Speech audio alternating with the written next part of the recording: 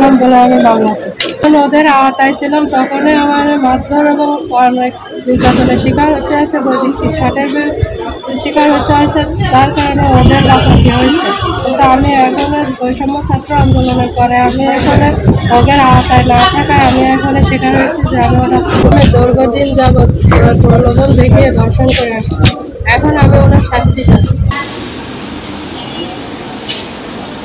ওদের দাপত্র কোনো কিছু করতে পারে। বহুবার আমাদের দল নিয়ে গেছে, মারধর করেছে, আটকায় রেখেছে, কোনো প্রকাশ্য আসতে পারে।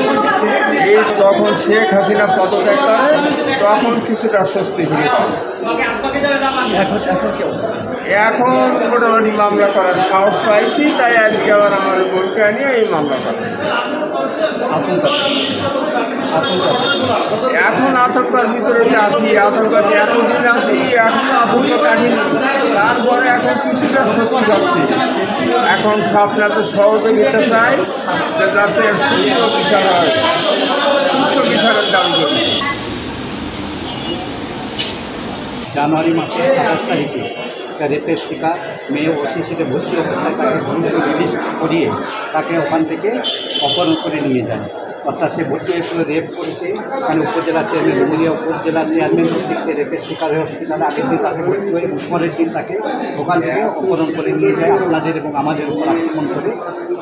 গাজী এজাজ আহমেদ 1 নম্বর আসামি, তার নির্দেশে এবং 2 নম্বর আসামি সাবেক মন্ত্রী ওনার সহযোগিতায় প্রায় 18 জন মেয়ের একটা সন্ত্রাসী গ্রুপ অপহরণ করে নিয়ে যায়।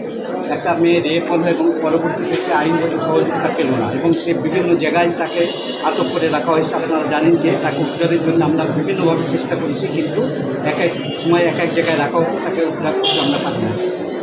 বৈষম্য বিরোধী ছাত্র আন্দোলনের পর যখন দেশে একটা স্থিতি অবস্থা আসে এবং আইনের শাসন প্রতিষ্ঠার এক ধাপ এগিয়ে যায়, তখন মেয়েটা আমাদের কাছে আসে যে সে অপহরণ থেকে এবং সে ভয়ভীতি থেকে সে মুক্ত হয়েছে এবং সে এখন মানে সত্য কথা বলার জন্য সে প্রশ্ন তার বক্তব্য শুনে আমরা আজকে আদালতে মামলা করি।